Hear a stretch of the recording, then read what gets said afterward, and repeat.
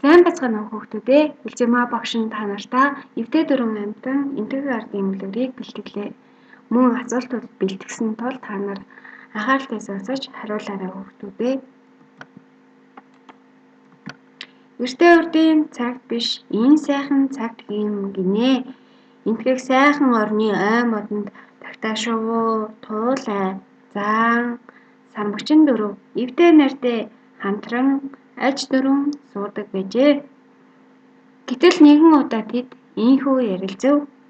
Бид дөрөв эвдээ сайхан суугаас гадна бидний хэн ах хэн дүү болохыг мэдэж тэгээд ахыгаа хүндлэн өргөж явцгаая гэж хэлцээд хэн ах болохыг бие биенээсээ асууж гинэ.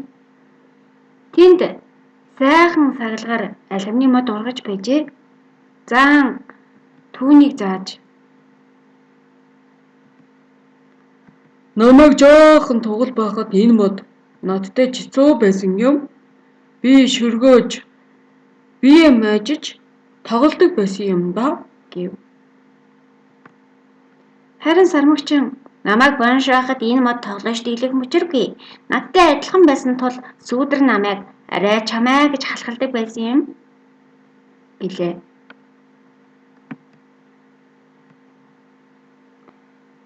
Туулай намайг бүжин байхад энэ мод сая үндэслэж байсан юм.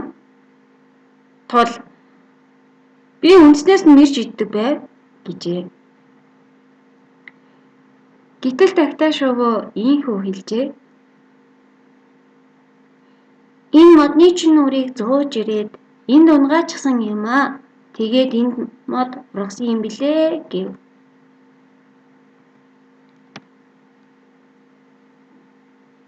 Ийм болохоор хамгийн том ах нь тагтаашгүй дүүн туулайн дүү сармагчин хамгийн бага отхон дүү заан болж таарчээ. Дүүн ахыгаа хүндлэгээр хилцэн тул заан сармагчин хүндэлж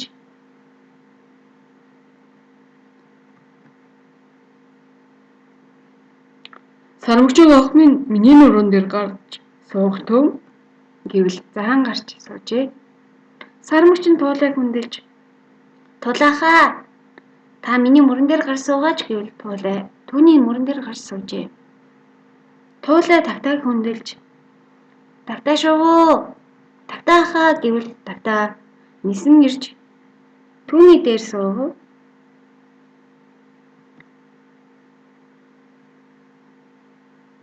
Өнөөг том модны үр жимсэнд хүрч ах дүү нартаа түгээн өгч ивэдэг болжээ. Тийхүү энэ дөрвөн амьтан бие биесээ хүндлэх ба тэтгэх ясанд төгс болж эвдээ нартай амар сайхандаа жаргаж гинэ.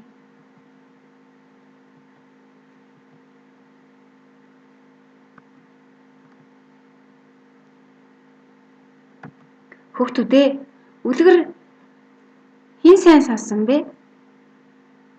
Асуулт хариулт. Энэ модонд ямар жимс ургадаг вэ? Алхамны мод.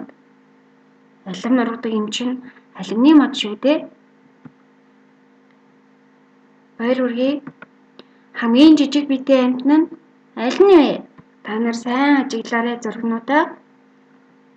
За юм болов уу? Туулай юм болов уу? Мэдээж заан биш. Туулай. Биш. Сармагчин тагтаашгүй хоёрын аль нь жижиг байна? Сармагчин биш. Тагтаашгүй. Тагтаашгүй юм байна. Хамгийн бага дүү нь хэн бэ? Туулай юм болов уу? Тагтаа юм болов уу? Туулай биш. Тагтаа биш. Сармагчин биш. Заан. За юм биш хүүхдүүдээ.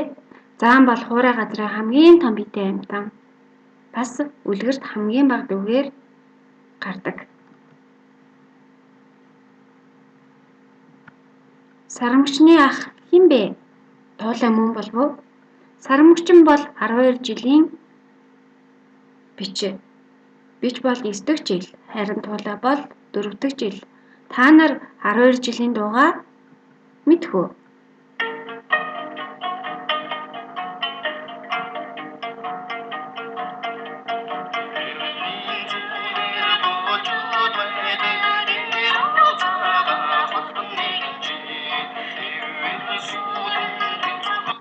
Хүүхдүүдээ 12 жилийн дуугаа сураарай.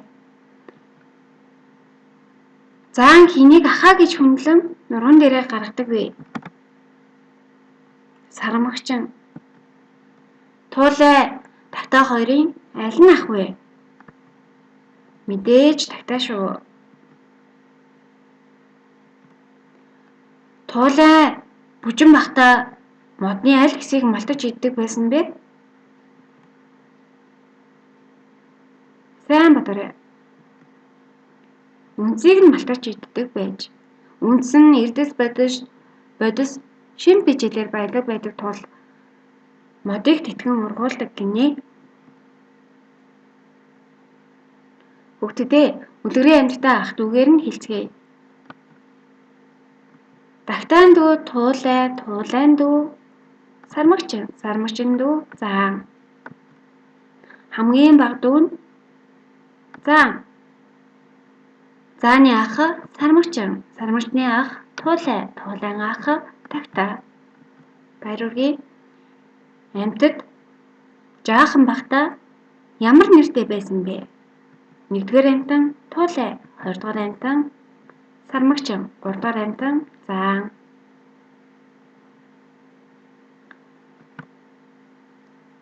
Туулай бүжин нэртэй байж, сармагчин монш нэртэй, заан тугал нэртэй байж, зааны тугал туулайн бүжин, сармагчны монш гэх мэт.